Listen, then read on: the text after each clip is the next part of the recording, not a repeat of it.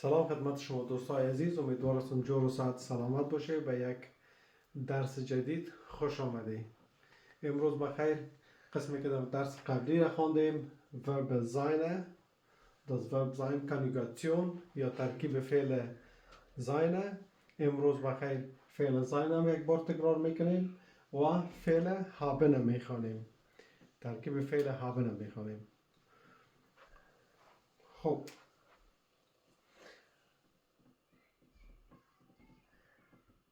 ich sein چی بود؟ امرای ich bin. ich bin چی معنا داشت؟ ich به معنای من، bin به معنای بودن یا هستن. من هستم. ich bin من هستم. du چی بود؟ با هم یاد گرفتیم دیگه. du bist. du bist چی معنا؟ تو هستی. ای که تکمیل کننده جمله چی است؟ ای به دست شماست. ich bin Arzt. من دکتر هستم. ich bin Ingenieur. من انجینیر هستم. ich bin Altenpfleger. من پرستار هستم. پرستار بزرگسالا هستم. du bist Lehrer. تو هستی معلم. du bist Lehrerin. تو هستی معلمه.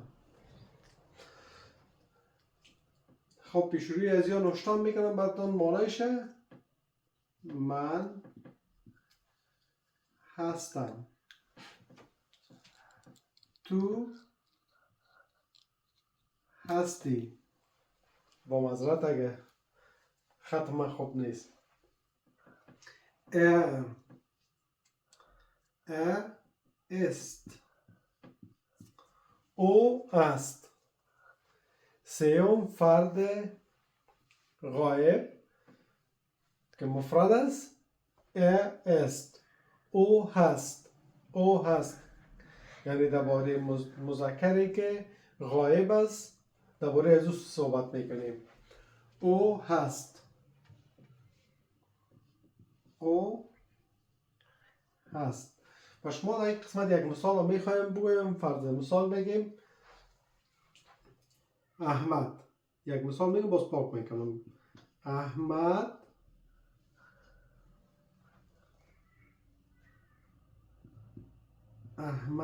ist. Ahmad ist 20 Jahre alt. احمد 20 ساله است یا احمد 20 سال عمر دارد. حالا چه قسمی را استفاده میکنیم؟ به خاطر از اینکه در جملات وقتی که نوشته میکنیم یا در گفتار از تکرار اسم جلوگیری میشه. از چی استفاده میکنیم؟ از ضمیر یا از پرونومن. میگیم احمد 20 ساله است. او معلم هست. عوض احمد دیگه احمد استفاده نمیکنیم. عوضش استفاده میکنیم چون به خاطر مذکر گفتیم استفاده میشه. ist. ist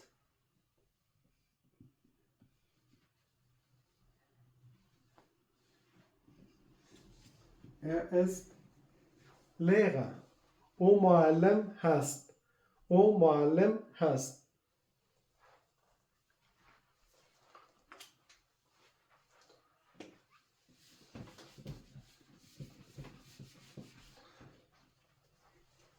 خب او هست. ایره بازم به خاطر که ذهن نشین شد بر شما ایره نوشته میکنیم که برای چی استفاده میشه؟ که مذکر باشه. او مرد یا او بچه یا او پسر. مذکر. ist. sie به معنای او دختر. مؤنث است. امرای ازیام فعل زاین چی بود؟ در درس قبلی خواندیم که است. زی است Lehrerin. او هست معلمه یا او هست معلم. او خانم، او دختر. او هست. فقط تفاوتش به این است که جایگزین اسم برای مرد استفاده میشه و زی که هست جایگزین اسم به مؤنث استفاده میشه. هر دوش پرونومن است. Und es.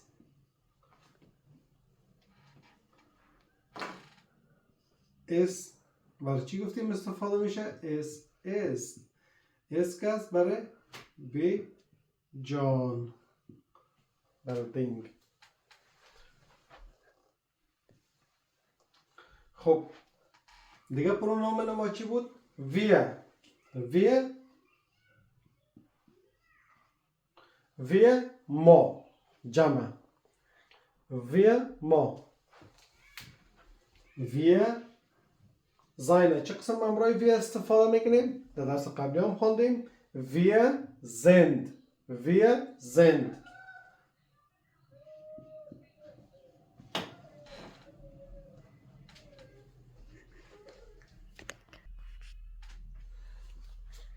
خب wir sind امرای wir sind به معنای ما هستیم. wir sind ما هستیم.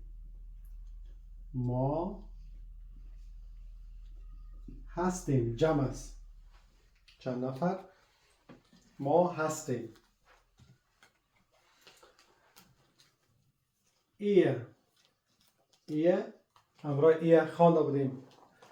کدام حالت فعل زاین میه؟ ایه زاید.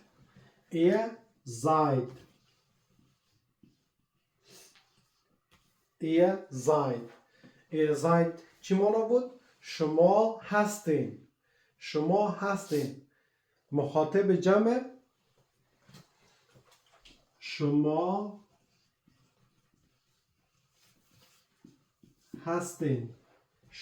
هستین.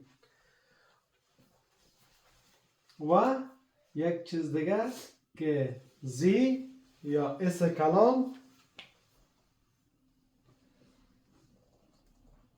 زی که با اس کلام نوشته میشه ای هم به معنای چی است؟ شما به خاطر احترام استفاده میکنیم. در درس قبلی هم گفتیم به خاطر کسی که از ما کده بزرگتر است یا در ادارات دولتی یا به معلم یا به دکتر و امثال هم و در جای ادارات دولتی ما از این به حساب احترام نوشته میکنیم، بخصوص در نوشتار. زی چی بود؟ کدام حالت فعل زین استفاده میکنیم امرای زی؟ گروس زند. دیگه چی مانا؟ ای هم شما هستین یا هستید. ای مفرد است ولی برای احترام استفاده میکنیم. و یک تفاوت ایزی با ایزی که است، ایزی در وسط جمله خرد نوشته میشه، ایلایی که در حالتهای خاص در سر جمله باشه در سر جمله بزرگ نوشته میشه، دیگه در همیشه ایزی در وسط های جمله خرد نوشته میشه.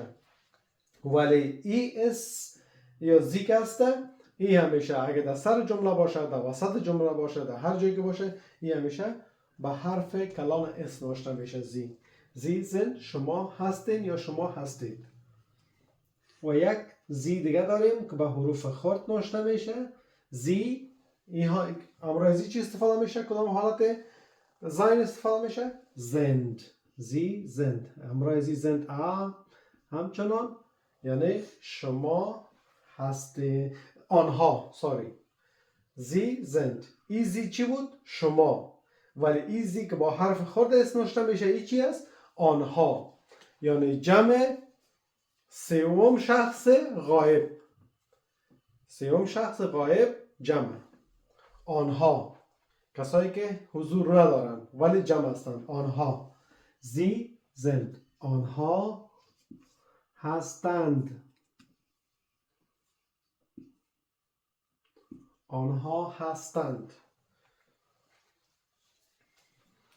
فرض مثال Sie sind Freunde. آنها دوست ها هستند. Sie sind Lehrerin. آنها معلمین یا معلمه ها هستند. خب دوستای عزیز، ای بود با فعل sein که تکرار کردیم. حالا با فعل haben. من میرم معنیش هم پیش روش نوشته کردم که sein به معنای بودن یا هستن معنا داره و haben چی معنا؟ haben به معنای داشتن، به معنای داشتن.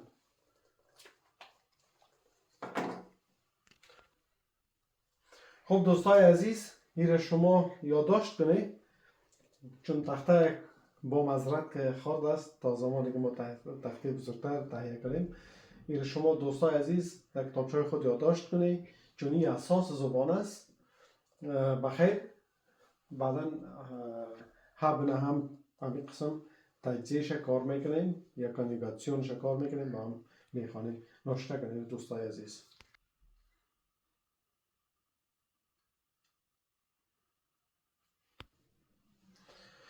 خب دوستای عزیز، فعل sein خواندیم، حالا فعل haben میخوانیم. تجزیهش یا کانیگاسیون فعل haben میخوانیم. haben گفتیم چی معنا؟ به معنای داشتن. فعل haben. ich چی میشه؟ ich habe. ich habe. من دارم. ich habe. من دارم. این قسمی که امرای فعل sein گفتیم تکمیل کنندش به دست شماست. ich habe ein Auto. من دارم یک موتر. ich habe ein Fahrrad. من دارم یک بایسکل. تکمیل کنندش به دست شماست. هر چیزی که داری، خانه، موتر، دوست، هر چیزی که هست. ich habe. Du hast. du hast. du hast. تو داری. du hast. تو داری. تو داری ein Auto. Du hast ein Auto. تو داری یک موتر.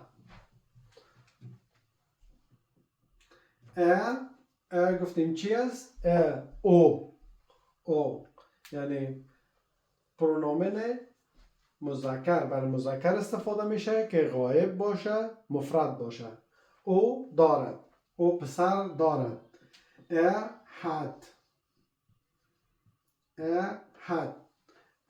hat ein Auto.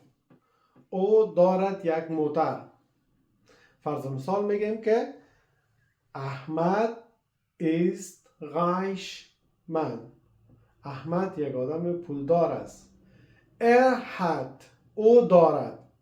hat ein Auto. oder hat ein Luxusauto. او دارد یک موتر لوکس. خب در یک میشه که بر شما دوستا یک مثال هم بتم وقتی که خب ذهنشین شود یک بار زیش هم کار میکنیم. باز چی میکنیم؟ زی بود زی. زی هم مفرد است برای غایب و برای مؤنث استفاده میشه. hat. زی زی hat. زی hat. او دختر دارد یا او خانم دارد. چی است؟ خب اینجا یک مثال میگیم. به طور مثال به او دفعه همراه احمد، این دفعه با یک اسم دختر خانم ها یک مثال میدیم. فرض مثال میگیم لیلا. لیلا ist reiche Frau. لیلا یک خانم پولدار است. اینجا است به معنای است بود. sie hat. sie hat ein Auto. او دارد یک موتر. Sie hat ein Auto. لیلا ist reiche Frau. لیلا یک خانم پولدار است. Sie hat ein Auto. او دارد یک موتر. درست شد؟ میشه که با خود یادداشت بکنه. اینه به خاطر از این مثال دادم که خوب ذهنشین شود بر شما. زی چی هسته؟ دیگه تکرار نکردیم. در جمله اول ما لیلا اسم بود یا نومن، ولی در جمله دوم او از او استفاده کردیم. او چون اینجا موجود نیست، هم موجود نیست، هم غایب است، هم مفرد مؤنث است. او دارد یک موتر.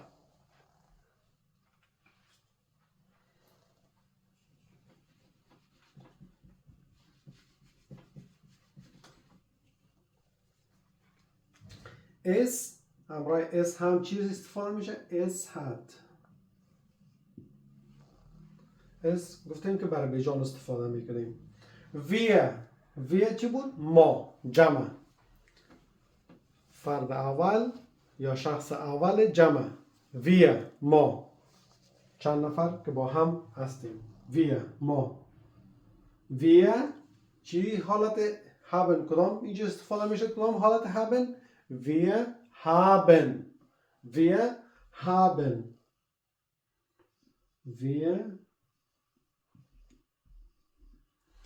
Wir haben. ما داریم. جمع است. ما داریم. Wir haben. ما داریم. خب میشه که معنیش رو در یان پیشوش براتون آشنا کنم که خب ذهنشین شو با دوستایی که ich habe. من دارم. اون قسم گفتم که تکمیل کنندش به دست شماست. من دارم یک موتر. من دارم یک بایسکل.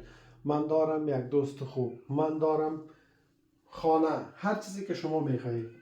تو داری. دو هست. تو داری. hat.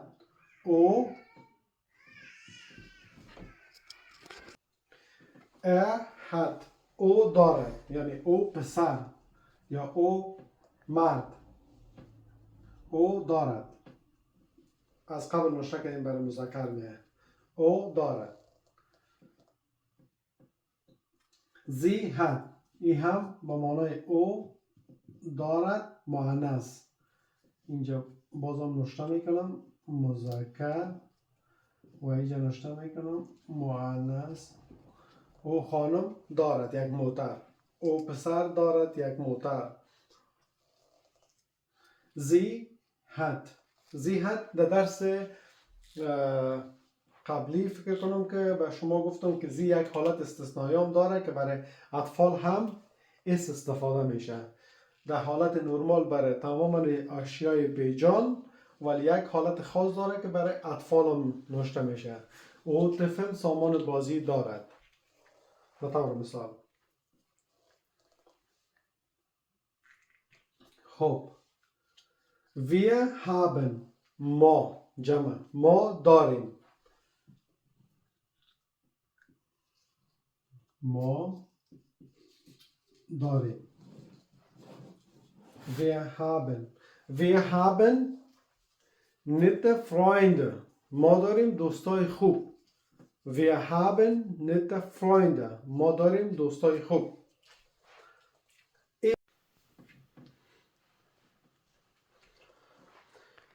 خب گفتیم wir haben. ما داریم. Wir haben. ما داریم. ihr habt. شما دارید. جمع است. قسمی که نوشته کردیم و میجه تیر زدیم ایش، دو، زی، اس همه از یا چی است؟ مفرد است. شخص اول مفرد. شخص دوم مفرد. شخص سوم مفرد. شخص اول جمع، شخص دوم جمع و زی که با حروف خرد نوشته میشه که آنها مانا میده، شخص سوم غایب جمع. این همگی جمع است. خب ای هفت شما دارید.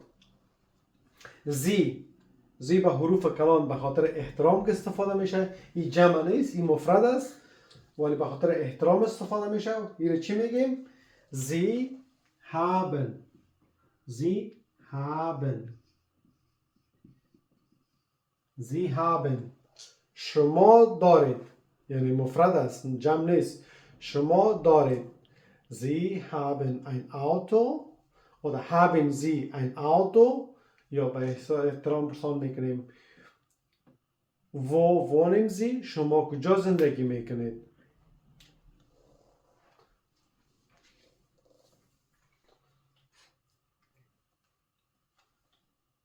خب